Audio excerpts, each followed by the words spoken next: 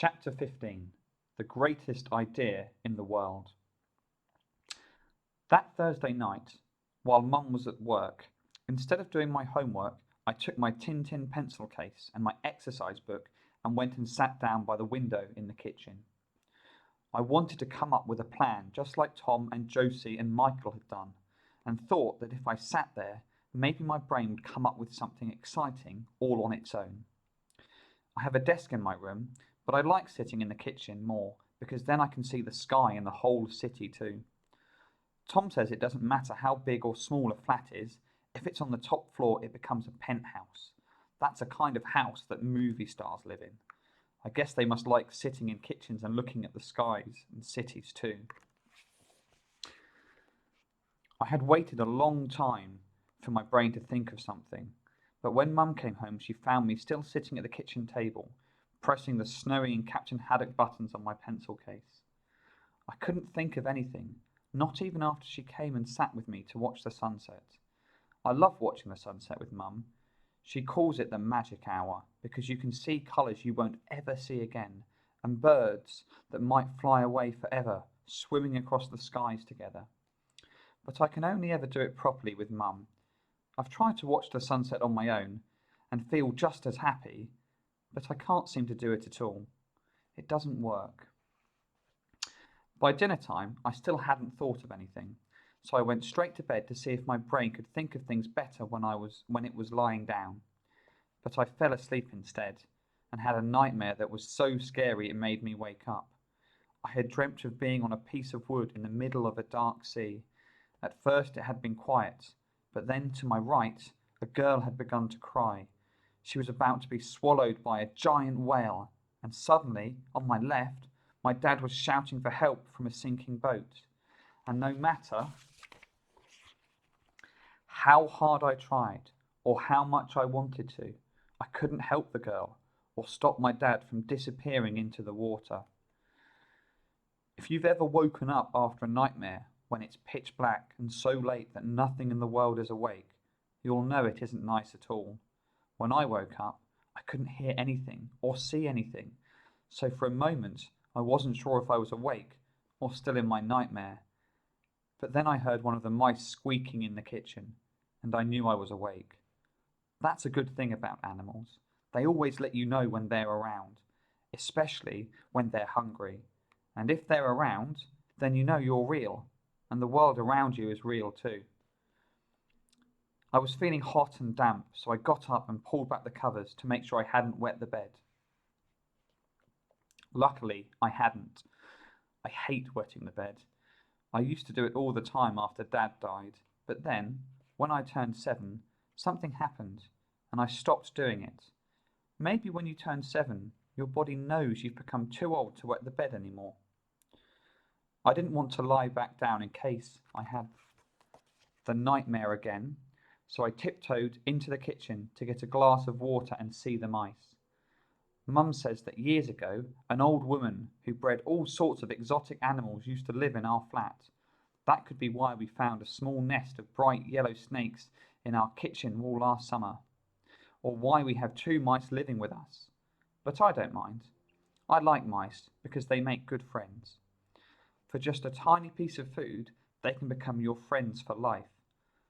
They disappear if they don't like you, so you always know if they're going to be your friends right from the start. And it's always good to know from the start because it saves you from wasting your best cheese. After I got a drink of water, I went back to my room. But I was still too scared to go back to sleep, so I sat on the floor and got one of my favourite Tintin comics out from underneath my bed. It was the one about a rich old opera singer who comes to stay with Captain Haddock, even though he really doesn't want her to, and whose green diamond gets stolen. I couldn't really concentrate on the story, because all I could think about was Ahmet and his sister, Syra, being in the sea. But then, just as I was thinking about how the rich old opera singer looked like the Queen, except with a much bigger nose, it suddenly happened. I had it! An idea! And it was without a doubt, quite possibly, the greatest idea in the world. It leapt right into my head, just like a giant frog, and jumped around until I knew it had to work. It just had to. You can always tell when you've had a greatest idea in the world because it pops up from nowhere. Ordinary ideas take an awfully long time to become an idea because they're ordinary, so your brain can't get excited about them and has to make them slowly, like thousands of boring bread rolls being baked in an extra slow oven. But when an idea is truly great, it doesn't take any time at all. It just suddenly appears and makes your eyes go wide and your brain feel as if it's just been pushed out of bed. Jumping to my feet, I got out my exercise book and drew out my plan. This is what the greatest idea in the world looked like.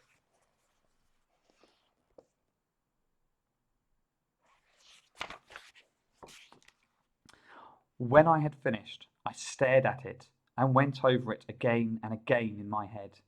I knew right away that it would work, but only if Tom and Josie and Michael helped and kept it all a secret.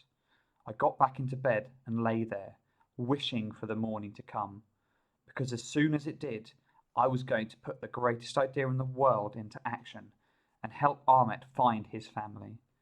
I knew it was going to be the most exciting thing any of us had ever done, and that there was a chance it might get us into trouble too.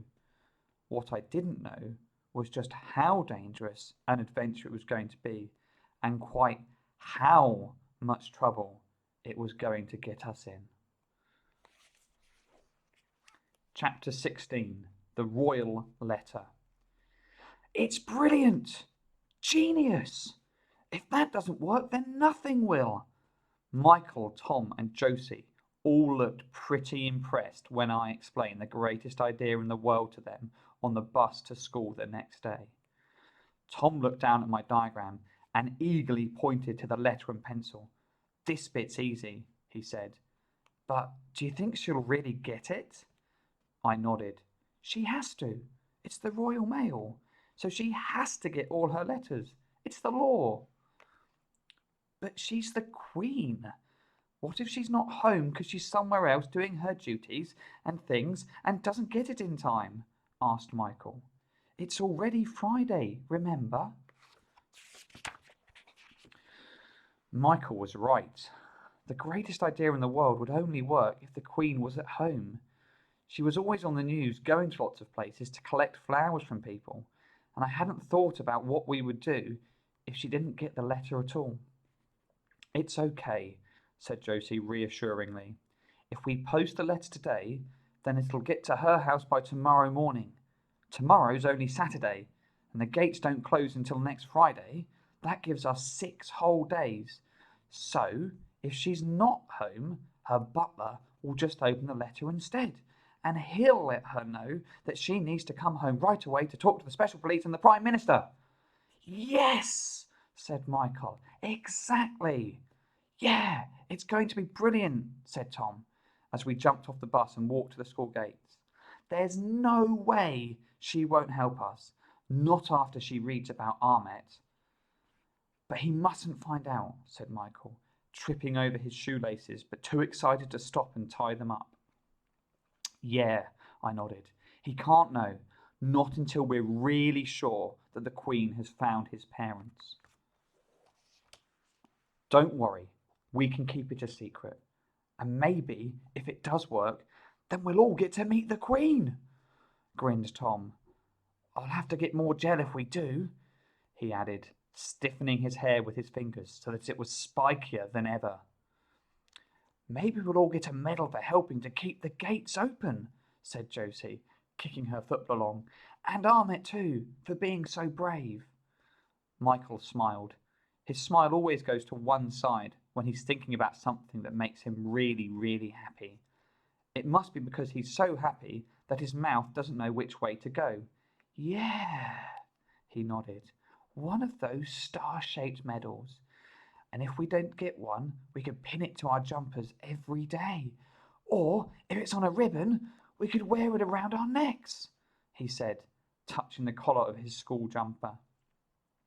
I tried to imagine what it would be like to meet the Queen and be given a star-shaped medal, but the thought made my mind go blank and I couldn't imagine anything at all. Sometimes a thought is so big that it can't squeeze all of itself into my head, no matter how hard I try. And the more I try, the more it makes my head ache. Uncle Lenny says that's where headaches all come from. When you've tried to think too many thoughts, or a giant thought tries to get in, but it's too big to fit.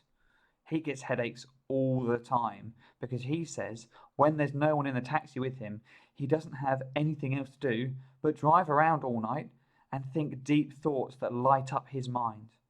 Maybe that's why the front of his head is always so shiny. I didn't want to get a headache, so I left the thought of the star-shaped medal alone. All that day, whenever we knew Ahmet couldn't hear us, we talked about the greatest idea in the world and the ways the Queen might help him and his family too. Ahmet caught us whispering together in the playground though, and looked at us in a confused way. "What are you saying?" he asked, looking at all of us. "Nothing," said Michael nervously. "We were just talking about homework," said Josie. Big homework," I added, quickly, crossing my fingers behind my back. "Your homework is small and easy, see? And ours is big and lots more." Okay, Ahmet said slowly, but I didn't think he sounded like he believed us. After that, we all whispered an agreement not to speak about the plan until home time, which was when we planned to write the royal letter.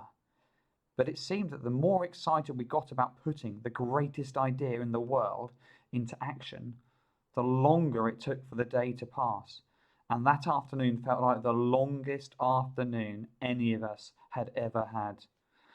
I kept looking up at the classroom clock to see if his hands had moved, and I could see Tom and Michael and Josie doing the same thing.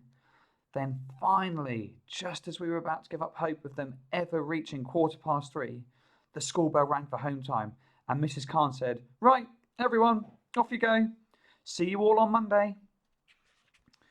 We all hurriedly waved bye to Ahmet, and, instead of going with him to meet his foster mum, like we usually did, we ran to the bus stop just as fast as we could. There's a wall behind the bus stop just long enough to fit 5 people. After we all sat down, Josie gave me a piece of yellow paper she had taken from her class tray, and which was brand new, and Tom gave me his very best handwriting pen to use, and Michael gave me his workbook to lean on. He guessed we would have to miss 2 buses home, but it didn't matter. Not when we were trying to write the most royal letter any of us had ever written before. Everyone said I should write it, because I was the best at spelling. I was pretty nervous, but Tom and Josie and Michael all helped me choose what to say, so in the end, it wasn't as hard as I thought it was going to be. This is what the royal letter looks like. "Your Royal Majesty of the United Queendom of England. Please, Mrs. Majesty, there is a new boy in our class called Ahmet, and he's a refugee boy from Syria, where there is a war and lots of bullies throwing bombs and hurting people. Ahmet had to get on a boat and walked a long way to come to our school, and had to leave his mum and dad behind in tents too. Ahmet needs to find them before the government closes all the gates. We thought because you own the country and the police and the Prime Minister has to listen to you, that you could please ask your special police and the Prime Minister to keep all the gates open and help Ahmet find his family. We know the gates will close on Friday, so this is an emergency. You can find us at Nelson Primary School, and Mrs. Khan is our teacher, and Miss Hemsey is Ahmet's special teacher. Please let us know if you can help us as soon as you get this letter. Love from me, 9 3/4, Tom, 9, Michael, 9 1/2, and Josie, 9 1/4. When we had finished, Michael held it up to the light and gave it a nod. I don't really know why people like holding things up to the light, but I guess it's because they want to see through them and make sure they're okay. I was glad, because even though my writing had gone wonky, everyone said it looked good. It was the longest letter I had ever written in one go, and my left hand felt sore. So I jumped off the wall and jiggled it about. In the distance, I could see the bus coming. "Have you got an envelope to put it in? And stamps?" asked Tom anxiously as we got onto the bus. "Yep, Mum's got loads," I said. "I'll post it by 5 o'clock from the postbox in front of my flat. Don't forget to write special letter on the envelope in purple colouring pen," said Josie. "Purple's her favourite colour." "And make sure the stamp says first on it," said Michael. When I got home that afternoon, while Mrs. Abbey was making me fish fingers for my tea, I quietly pulled open the big drawer in the large chest standing in our living room. This drawer is called our used less things drawer because it's always full of things. Excuse me. This drawer is called our used less things drawer because it's always full of things we have lots of but hardly ever use, like paper clips and spare staples and elastic bands and sellotape and bright yellow post-it notes and bits of blank paper. I found an envelope and then carefully took out Mum's small wooden stamp box. Inside it were all the nearly new stamps that Mum's collected from letters she's been sent in the post. Most stamps are marked with something called a postmark, which means you can't use them again, but sometimes they aren't. When that happens, Mum claps her hands like it's Christmas morning, carefully peels the stamp away so that it looks just as brand new as possible, and puts it in her stamp box. I picked out 3 that had the nicest pictures with the colour purple in them and a first in the corner. I knew that most letters just had 1 stamp on them, but I thought 3 might make the letter get to the Queen faster, especially since there was a chance I might miss the 5 o'clock post. Trying to keep things a secret when there's a grown-up around always makes everything take twice as long. I told Mrs. Abbey I was doing my homework early and coloured in lots of purple swirls on the front of the envelope, and then, just before I put the letter inside it, I thought the Queen should know about Ahmet's sister in the sea, so I wrote, "P.S. Ahmet had a little sister called Syra, but she died in the sea, so he needs to find his mum and dad even more specially. Please keep this a secret." I knew what had happened to Ahmet's sister was a secret, but last year Mr. Thompson told us that the Queen has to keep state secrets, and if she can keep secrets about the state of everything, I knew she could keep Ahmet's secret safe for him too.